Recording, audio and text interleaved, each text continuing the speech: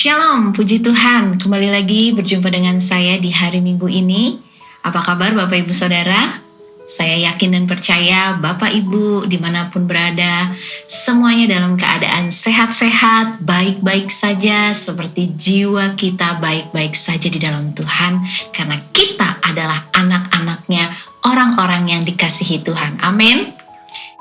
Saya yakin dan percaya hari Minggu ini adalah hari yang diberkati Tuhan, di mana kita dapat bersekutu bersama-sama dengan saudara-saudara seiman. Walaupun mungkin Bapak Ibu belum sempat atau belum bisa hadir secara langsung bertatap muka ibadah di gereja, namun saya yakin dan percaya bahwa roh kita disatukan dalam hadirat Tuhan. Puji Tuhan Bapak Ibu, pada kali ini sharing saya adalah tentang bagaimana kita menjalani hidup ini untuk tetap fokus kepada Yesus Tuhan kita. Walau apapun mungkin situasi dunia, keadaan tidak semakin membaik, bahkan dikatakan dunia menuju kepada kegelapan. Tetapi ketika kita mengarahkan pandangan kita, mata rohani kita, mata iman kita untuk tetap fokus kepada Yesus, maka kita akan tetap kuat. Amin Bapak Ibu. Mari kita bersatu hati dalam doa sebelum kita mendengar sharing firman Tuhan pada hari ini. Terima kasih Bapa untuk hari ini. Kami bersyukur untuk hadirat-Mu. Kami percaya Tuhan, hari ini adalah hari yang sungguh diberkati Tuhan. Dan kami adalah keluarga-keluarga yang juga diberkati Tuhan. Terima kasih untuk kesempatan kami boleh belajar kembali tentang isi hati-Mu. Mari Tuhan, Engkau menjamah hati kami, membuka pikiran kami. Dan biarlah Engkau memberikan kami telinga seorang murid yang mau mendengar. Dan kami percaya Roh Kudus yang akan menuntun kami, sehingga kebenaran-Mu hari ini kami terima. Dan biarlah kebenaran-Mu memerdekakan kami. Kami serahkan waktu ini ke dalam tangan-Mu Tuhan. Kami percaya ketika kami duduk diam mengambil bagian yang terbaik, Engkau ada di tengah-tengah kami. Dan berkat ini tidak akan pernah diambil dari kami. Karena kasih setia-Mu menjadi pagar tembok bagi kami. Di dalam nama Yesus kami berdoa. Amin.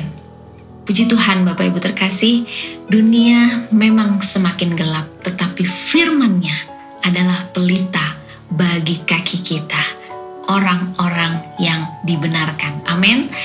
Kita bersyukur Bapak Ibu bahwa kita punya Tuhan yang luar biasa. Tuhan yang tidak hanya berkata bahwa Dia mengasihi kita, tetapi Dia membuktikan kasih-Nya dengan memberikan hidupnya bagi kita. Bapak Ibu, mari terus ingat akan karya Tuhan, pengorbanannya bagi kita. Saya selalu ingin mengingatkan tentang pengorbanan Tuhan dalam setiap sharing saya. Karena apa? Karena kita boleh ada seperti saat ini. Ini semua adalah tentang pekerjaan yang sudah Tuhan selesaikan di kayu salib.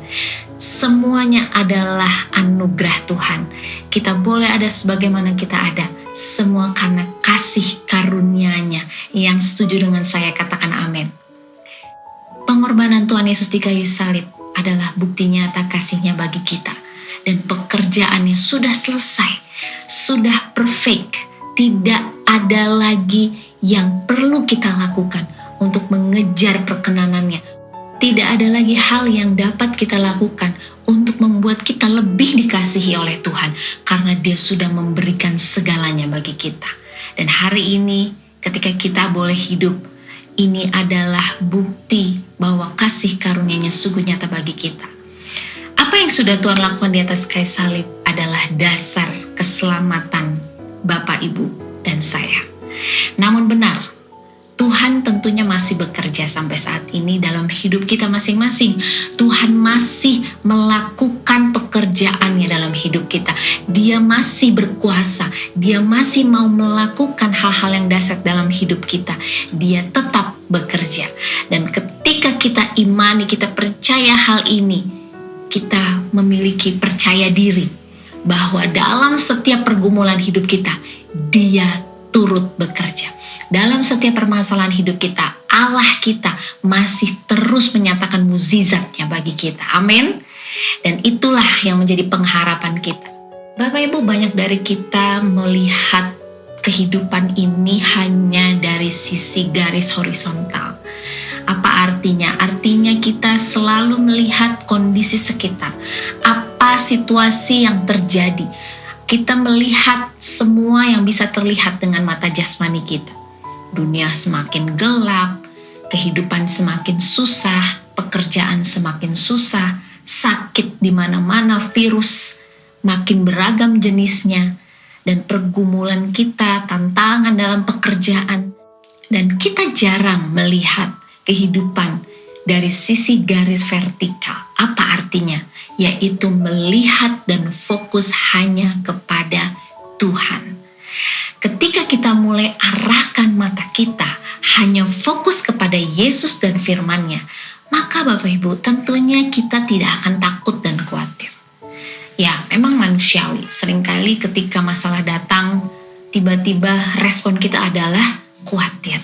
Namun ketika kita terus arahkan pandangan kita, mata rohani kita dan iman kita kepada firman-Nya, kepada Yesus, maka ketakutan itu hilang. Amin. Dan kita akan kuat. Kita akan tampil sebagai pemenang seperti janji firman-Nya. Hari ini sharing saya adalah tentang fokus kepada Yesus. Mengapa kita harus fokus kepada Yesus? Yang pertama Bapak Ibu, dengan fokus kepada Yesus membuat kita berjalan di atas masalah kita. Bapak Ibu ingat tentunya tentang kisah Petrus ketika dia berjalan di atas air untuk menghampiri Yesus. Dalam Matius 14 ayat 29 dan 30, ketika Yesus berkata, "Datanglah." Lalu Petrus turun dari perahu dan mulai melangkahkan kakinya di atas air. Tetapi ketika dia sadar dan melihat sekelilingnya, ketika dia merasakan ada tiupan angin, Petrus tidak lagi fokus kepada Yesus yang ada di hadapannya, tapi dia fokus dengan keadaan sekitarnya. Lalu apa yang terjadi? Dia mulai merasa takut dan tenggelam. Jadi pastikan saat ini Bapak Ibu Saudara, apapun yang kita hadapi, situasi apapun yang menimpa kita yang ada di hadapan kita, tetap pandang Yesus. Tetap arahkan mata rohani kita pada Yesus. Karena apa? Karena dengan begitu kita akan tetap berjalan di atas masalah kita. Amin. Dan berikutnya, mengapa perlu fokus kepada Yesus? Yang kedua Bapak Ibu, dengan hidup fokus pada Yesus, kita tidak akan pernah merasa sendiri. Kita tahu Bapak Ibu, masalah kesendirian atau loneliness ini adalah sesuatu yang mungkin dimiliki banyak orang ya, atau semua orang. Mungkin kita dari keluarga besar, kita tinggal di rumah yang besar dengan banyak orang, tetapi gak sedikit orang merasa hidupnya sendiri. Lalu kesendirian ini juga bicara mungkin ketika kita saat ini berstatus single, ya, bergumul untuk pasangan yang belum juga kunjung datang. Ya, seringkali ketika kita mungkin menghadiri sebuah acara, teman-teman kita sudah memiliki pasangan, lalu di situ mulai timbul masalah yang ada dalam diri kita, yaitu adalah loneliness atau kesendirian. Atau mungkin maaf kata kita ditinggal oleh pasangan kita yang mendahului untuk pulang ke rumah Bapa, dan kita sebagai single parent, kita berjuang sendiri, kita harus mendidik anak kita, membesarkan anak kita, menjalani kehidupan hari-hari kita sendiri Bapak Ibu. Dan sendiri juga bisa bicara tentang bagaimana kita mungkin dalam komunitas kita mempertahankan yang namanya integritas kita atau nilai kebenaran, value, dan hanya karena itu kita ditinggalkan mungkin oleh teman-teman kita. Sendiri juga bisa ketika mungkin engkau dulunya adalah bagian dari tim yang besar, namun sekarang dalam proses hidupmu engkau ada di dalam sebuah musim yang engkau harus mulai lagi merintis dari awal seorang diri, ya, dan engkau merasa engkau menjalaninya semua sendiri. Nah, saya tidak tahu situasi dan kondisi apapun yang Bapak, Ibu, saudara-saudariku alami tentang masalah kesendirian ini. Tetapi ingatlah Bapak Ibu Saudara, fokus pada Yesus. Mari kita baca di Ibrani 13 ayat 5. Aku sekali-kali tidak akan membiarkan engkau, dan aku sekali-kali tidak akan meninggalkan engkau. Ini adalah janji Yesus sendiri bagi kita, murid-muridnya. Bapak Ibu, saudaraku, pencipta dan pemilik hati kita ini adalah Tuhan. Maka Dia sesungguhnya yang paling mengerti. Tidak ada satupun orang terdekat sekalipun. Dan hanya melalui kasih-Nya lah kita merasa penuh. Hanya dengan diisi oleh kasih-Nya, hati kita merasa utuh dan penuh. Jadi jikalau kita hidup sungguh-sungguh fokus pada Yesus, maka Yesuslah yang akan memenuhi seluruh kerinduan hati kita, kekosongan kita, kesendirian kita. Dan Dialah yang akan menolong kita di dalam seluruh aspek kehidupan kita. Saya katakan ini masalah yang cukup serius, kesendirian. Mengapa Bapak Ibu? Karena dari situlah muncul yang namanya masalah gambar diri, keberhargaan. Karena kesendirian juga bicara tentang bagaimana merasa diterima atau tidaknya seseorang. Jadi saya mau katakan, ketika kita fokus pada Yesus, kita tahu gambar diri kita adalah anak-anak Tuhan yang berharga, yang dikasihinya. Dan kita tahu bahwa harga diri kita itu senilai dengan pengorbanan Kristus. Maka kita tidak mencari-cari perhatian, kasih sayang dari manusia, dari dunia. Ya, seringkali mungkin kita menaruh harga diri kita dengan membeli barang-barang branded. Saya tidak bilang itu sesuatu yang dosa, tetapi yang salah adalah ketika kita menaruh harga diri kita, percaya diri kita di tempat-tempat yang salah, maka tentunya membawa kita juga ke jalan yang salah. Mari Bapak Ibu Saudara, fokus kepada Yesus. Kita tidak perlu lagi mencari-cari yang fana, Bapak Ibu. Ingatlah bahwa hati kita hanya dapat diisi dengan penuh oleh si pemilik dan penciptanya, yaitu Tuhan. Baik Bapak Ibu, selanjutnya mengapa kita perlu fokus kepada Yesus? Yang ketiga, dengan hidup fokus kepada Yesus, maka Dia akan menuntun langkah hidup kita.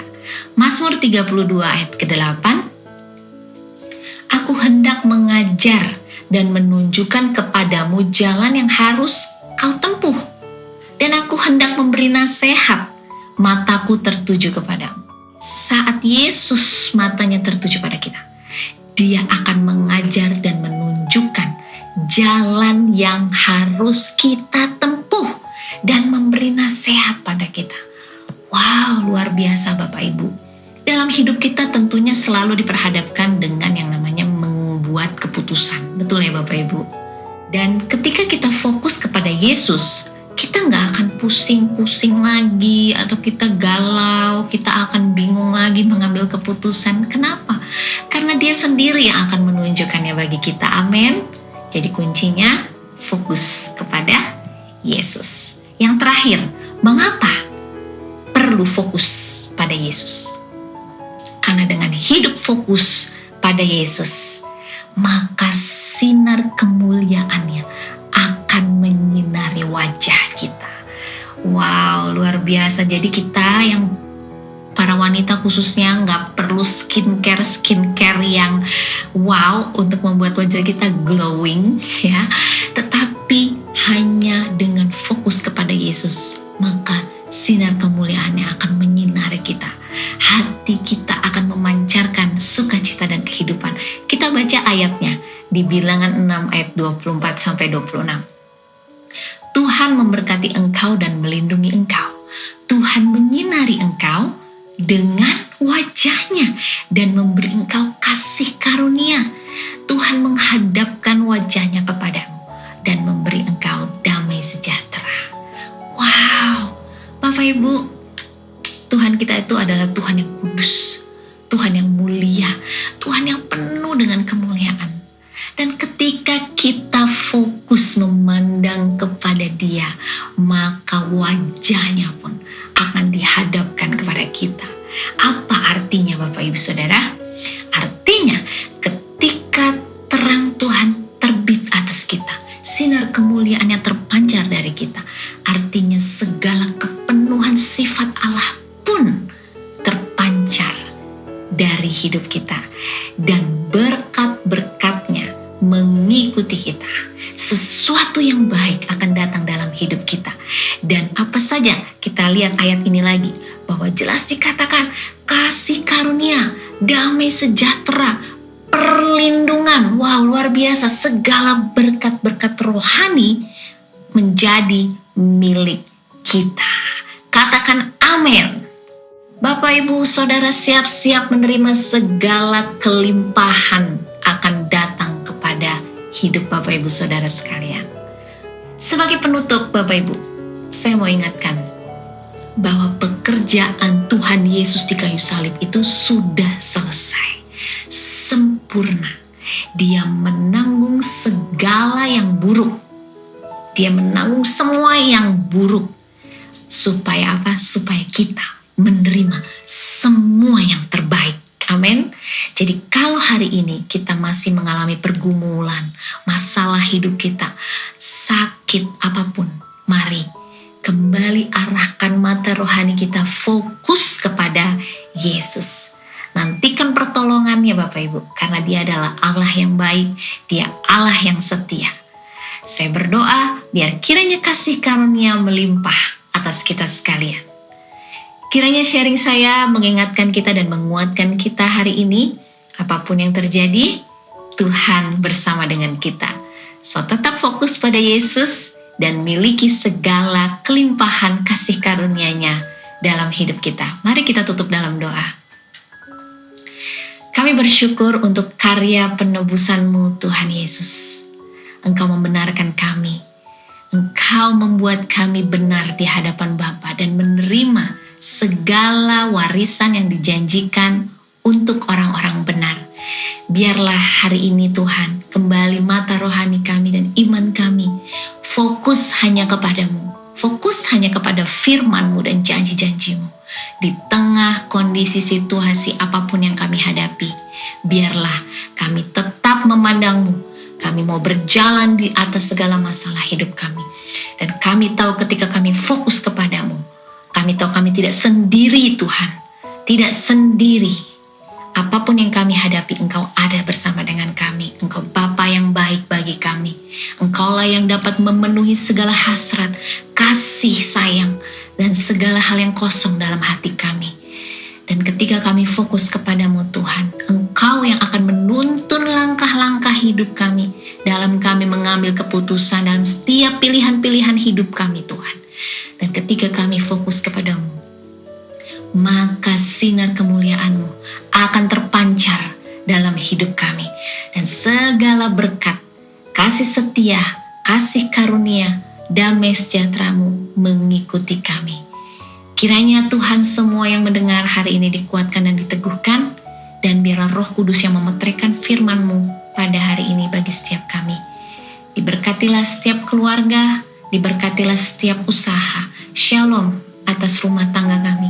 Shalom atas setiap pekerjaan kami, pelayanan kami. Shalom untuk semua kepala rumah tangga dan ibu rumah tangga, anak-anak. Shalom atas gereja-Mu dan jemaat-Mu. Di dalam nama Tuhan Yesus kami berdoa dan mengucap syukur. Haleluya. Amin. Puji Tuhan Bapak Ibu Saudara yang terkasih. Selamat hari Minggu. Tuhan Yesus memberkati.